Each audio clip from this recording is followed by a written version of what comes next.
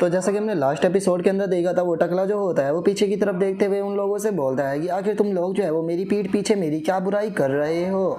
और उस टकले के इतना बोलते के साथ ही जो टाउन चीफ होता है वो सभी लोगों से बोलता है कि ठीक है, चूंकि अब रिजल्ट आ चुका है तो अब कोई भी जो है वो यहाँ पर रूल को नहीं तोड़ेगा। आज से ये लड़की जो है वो वन आई को बिलोंग करती है। जो सुनते के साथ ही वो टकला जो होता है वो आकर उस लड़की के बालों को पकड़ लेता है और उस लड़की के बालों को पकड़ते हुए बोलता है कि वोमेन, चलो अब यहाँ से चलने का टाइम जो है वो हो चुका है, क्योंकि अब तुम्हारे साथ में चलकर मुझे काफ़ी ज़्यादा इंजॉय जो है वो करना है। और इतना बोलकर अब वो टकला जो होता है वो उस लड़की को खींचकर वहाँ से ले जाने लगता है, जहाँ पर कि हम देखते हैं कि उस लड़की को बहुत ही ज़्यादा इंटरनल ब्लीडिंग भी हो रही होती है, लेकिन किसी को भी इस चीज़ से कोई फ़र्क नहीं पड़ता। बल्कि उल्टा वहाँ पर खड़े हुए जो लोग होते हैं वो इस नज़ारे का मज़ा लेते हुए बोलते हैं कि इस लड़की के साथ में थोड़ा धीरे से करना, इसे मार मत देना, क्योंकि हम लोगों को भी इसके साथ में इंजॉय करना है, तो कम से कम एक दो बार हमारे लिए भी इसे छोड़ देना। जो सुनते के साथ ही वो टकला जो होता है वो हंसते हुए उन लोगों से बोलता है कि दिन में सपने देखना बंद करो, यहाँ पर जो बैट है उसे मैं जीत चुका हूँ, तो इसीलिए आज से ये मुझे बिलोंग करती है। तुम लोग चाहे वो बस अब सपने देखते रहो, अगर किसी ने भी इसे टच करने की कोशिश की तो मैं उसे जान से मार दूंगा।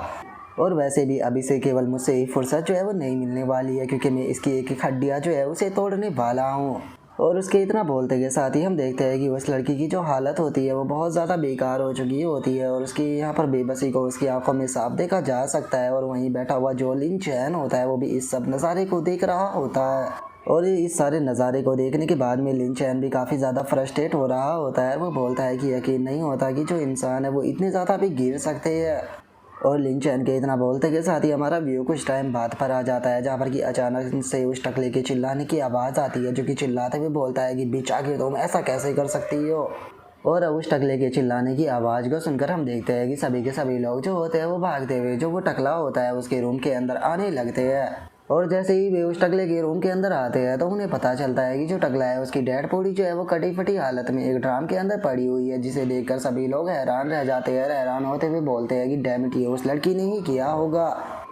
और तभी जो टाउन चीफ होता है उसका ध्यान खिड़की की तरफ जाता है, और खिड़की की तरफ देखने के बाद में वहाँ पर लगे हुए ब्लड को वो देखते हुए बोलता है कि उसका जो ब्लड है वो पड़ा हुआ है, इसका मतलब वो इसी तरफ से भागी होगी, और चूंकि वो बहुत ज़्यादा इंजर्ड है तो वो ज़्यादा दूर तक नहीं जाएगी, जल्दी से उसका पीछा करो। और अब इतना बोलते के साथ ही वो पूरा ग्रुप जो होता है वो उस लड़की को ढूंढना शुरू कर देता है, और पीछे भागते हुए चिल्लाते हुए बोलते हैं कि उसके पैर जो है वो यहाँ पर छपे हुए हैं, इसी तरफ से वो भागते हुए गई होगी, जल्दी से उसका पीछा करो, वो बचकर नहीं भागनी चाहिए।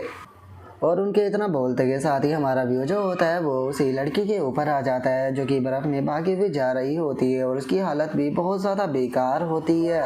और हम देखते हैं कि वो बेचारी लड़की इतनी ज़्यादा थक चुकी होती है कि वो अब भाग भी नहीं पाती, और वो वहीं ज़मीन पर गिर जाती है। और इससे पहले कि वो लड़की दोबारा से संभल पाती, हम देखते हैं कि उन लोगों का जो ग्रुप होता है वो भी ढूंढते हुए उस लड़की को वहाँ तक आ जाते हैं, और उस लड़की को देखकर चिल्लाते हुए बोलते हैं कि वो देखो, वो वहाँ पर पड़ी हुई है। और अब इतना बोलते के साथ ही वे लोग जो होते हैं वो आकर दोबारा से उस लड़की को पकड़ लेते हैं, और उस लड़की के बालों को खींचते हुए उससे बोलते हैं कि बिच आखिर तुमने ये सोच भी कैसे लिया कि तुम हमारे हाथों से बचकर यहाँ पर भाग जाओगी, तुम्हें आज कोई भी नहीं बचा सकता। और अब एक बंदा जो होता है वो टाउन चीफ से बोलता है कि बॉस, अब हम लोगों को क्या करना चाहिए, क्या इस मैटर के बारे में जो अथॉरिटी है हम लोगों को उन्हें रिपोर्ट कर देनी चाहिए। जो सुनते के साथ ही दूसरा बंदा गुस्से में चिल्लाते हुए उसे बोलता है कि क्या तुम्हारा दिमाग जो है वो ख़राब हो चुका है, जो कि तुम अथॉरिटी को रिपोर्ट करना चाहते हो। अगर अथॉरिटी को रिपोर्ट किया तो यहाँ पर सारा हमारा जो राज है वो खुल जाएगा, जिसके बाद में हम लोग भी नहीं बच पाएंगे, तो बेफालतू के दिमाग को चलाना बंद करो। जो सुनकर वो पहले वाला बंदा जो होता है वो बोलता है कि तो अब हमें क्या करना चाहिए, क्या हमें इसे वापस लेकर चलना चाहिए। जो सुनकर टाउन चीफ बोलता है कि अगर मुझे इसे वापस ले जाना होता तो मैं पूरे के पूरे टाउन को इसे पकड़ने के लिए क्यों लेकर आता। और उनके इतना बोलते ही जो वो लड़की होती है वो अपने हाथों में पहनी हुई जो रिंग होती है उसे निकाल कर उस रिंग को खा लेती है। और जो टाउन चीफ होता है वो बोलता है कि चूँकि हम लोगों ने इस लड़की को ढूंढ लिया है और किसी को भी अभी इसके बारे में कुछ भी नहीं पता है, तो हमें इस मैटर को यहीं पर ही ख़त्म जो है वो कर देना चाहिए। और इतना बोलते के साथ ही जो टाउन चीफ होता है वो अपने पास में से एक स्वॉर्ड जो होती है उसे निकाल लेता है। स्वॉर्ड को निकालते हुए बोलता है कि इस मैटर को मैं अपने हाथों से ख़त्म करूँगा। और टाउन चीफ के इतना बोलते के साथ ही हम उस लड़की को देखते हैं जिसकी की आंखों में आंसू होते हैं, और वो रोते हुए बोलती है कि मेरे प्यारे हस्बैंड, मुझे माफ़ कर देना, मैं आपसे नहीं मिल पाऊंगी। और उसके इतना बोलते के साथ ही हम देखते हैं कि टाउन चीफ उसकी गर्दन को काट देता है। और अब हम कुछ टाइम बाद का सीन देखते हैं जहाँ पर कि उन लोगों ने उस लड़की को ज़मीन के अंदर दफना दिया होता है और दफनाते हुए एक बंदा जो होता है वो बोलता है कि इनकी ऐसी की तैसी, हम लोग जो थे वो इस लड़की के साथ में ज़्यादा इंजॉय भी नहीं कर पाए, लेकिन उसके बाद भी ये गंदा काम हम लोगों को करना पड़ रहा है। जो उनका दूसरा बंदा जो होता है वो उसके ऊपर चिल्लाते हुए उसे बोलता है कि क्या तुम अपने मुंह को कुछ टाइम के लिए बंद कर सकते हो, क्या तुम्हें दिखाई नहीं दे रहा कि यहाँ पर कितनी ज़्यादा ठंड है, जल्दी से इस कब्र को बंद करने में मेरी मदद करो ताकि हम लोग जो है वो घर पर जाकर आराम से सो सके।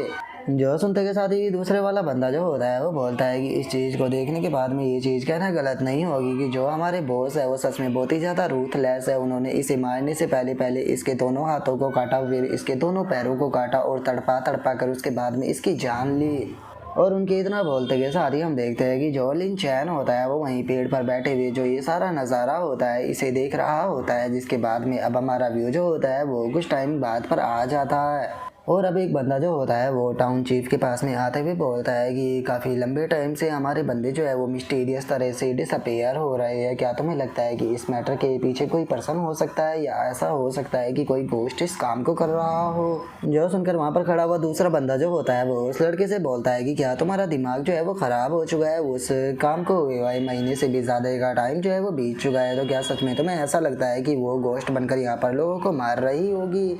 और उनके इतना बोलते के साथ ही अचानक से एक पर्सन जो होता है वो चिल्लाते हुए उस तरफ भागते हुए आने लगता है और चिल्लाते हुए बोलता है कि बॉस बहुत ही ज़्यादा बुरा हो गया है, बहुत ही ज़्यादा बुरा हो गया है। जो सुनकर टाउन चीफ उससे हैरान होते हुए बोलता है कि आखिर ऐसा क्या हो गया जो कि तुम इतने ज़्यादा घबराए हुए हो। और अब इतना बोलते के साथ ही अचानक से वे एक कमरे के अंदर आ जाते हैं जहाँ पर कि किसी पर्सन को मारकर ऊपर टांगा हुआ होता है, जिसे देखकर एक बंदा घबराते हुए बोलता है कि डैम इट, आखिर ऐसा कौन कर सकता है, इसके हाथ और पैर जो है उन्हें काटा हुआ है और इसकी बॉडी को भी देखो क्या हाल कर रखा है। जो सुनकर दूसरा बंदा जो होता है वो बोलता है कि सच में ये सीन तो बहुत ही ज़्यादा क्रूअल है, आखिर कोई इंसान किसी को इतनी बेदर्दी से कैसे मार सकता है। और उसके इतना बोलते के साथ ही अब जो टाउन चीफ होता है वो भी थोड़ा घबराने लगता है, चिल्लाते हुए अपने लोगों से बोलता है कि जल्दी से जो अथॉरिटी है उसे इस बारे में रिपोर्ट करो क्योंकि अब मैटर हाथ से निकलता जा रहा है।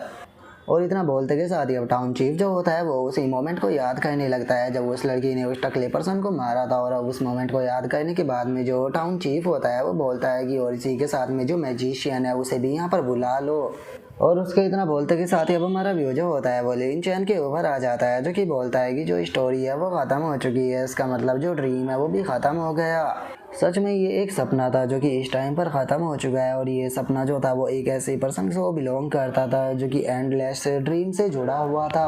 और अब इतना बोलकर लिन चैन जो होता है वो उसी ग्रेव को खोदना शुरू कर देता है जिसके अंदर की उस लड़की को दफनाया गया था। और उस ग्रेव को खोदते हुए अपने मन में सोचता है कि अगर कोई न्यू प्लेयर यहाँ पर होता तो वो इस ड्रीम के अंदर फंस कर जो विलेजर थे उनके ऊपर अटैक करता, जिसका उसके पास में सिस्टम के फेलियर की नोटिफिकेशन आ जाती, क्योंकि ये बस एक ड्रीम है जिसके अंदर तुम लोग जो है वो कुछ भी नहीं कर सकते हो। ये ड्रीम तुम लोगों को केवल यहाँ पर इसीलिए दिखाया जाता है ताकि इस ड्रीम के अंदर आकर तुम जो ये सीक्रेट रियलम है इसकी सिचुएशन को ऑब्जर्व कर सको। इसीलिए हमें यहाँ पर जो वो वैनर नाम की लड़की थी उसकी मेमोरी को दिखाया जाता है, जिसकी मेमोरी के अंदर हमें जो फाइनल बॉस होता है उससे जुड़ा हुआ क्लू को ढूंढना होता है। और इतना बोलकर अब लिन चैन जो होता है वो ग्रेव को खोदते हुए किसी सामान को देखते हुए बोलता है कि चलो फाइनली ये मुझे मिल गया। और लिन चैन के इतना बोलते के साथ ही हमें पता चलता है कि लिन चैन को वही अंगूठी मिल चुकी होती है जो कि उस टाइम पर उस लड़की ने मरने से पहले खाई थी।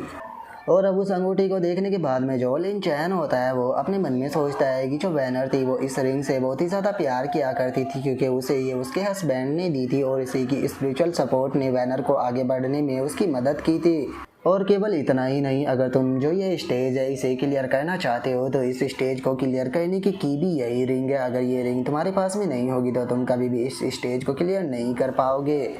और अब लिन चैन के इतना सोचते के साथ ही हम देखते हैं कि अब सीक्रेट रियलम की जो बॉस होती है वो वहाँ पर आ जाती है, जो कि देखने में बहुत ही ज़्यादा डरावनी लग रही होती है। और गाइज मैं इस चीज़ को लेकर क्लियर तो नहीं हूँ, लेकिन मुझे लगता है कि शायद ये वही वैनर लड़की है जिसे कि उन लोगों के द्वारा मार दिया गया था। और अब उस डीमन को देखने के बाद में जो लिन चैन होता है वो बोलता है कि अच्छा तो ये एक डीमन है, जब किसी इंसान की मौत होती है तो मौत होने के बाद में वो गोश्त बन जाता है। और सेम यही चीज़ गोश्त के साथ में होती है, जब गोश्त की मौत होती है तो मौत होने के बाद में गोश्त ख़त्म नहीं होता बल्कि वो एक डीमन बन जाता है। और अभी जो मेरे सामने खड़ी हुई है ये एक डीमन है। और अब लिन चैन के इतना सोचते के साथ ही हमारा आज का एपिसोड जो होता है वो यहीं पर ही कंप्लीट हो जाता है। तो नेक्स्ट एपिसोड के अंदर देखिए कि आगे क्या होता है। अगर आप लोगों को वीडियो अच्छी लगी हो तो लाइक करना, चैनल को सब्सक्राइब करना। मैं मिलता हूँ आप लोगों से नेक्स्ट एपिसोड के अंदर, तब तक के लिए बाय बाय गाइस।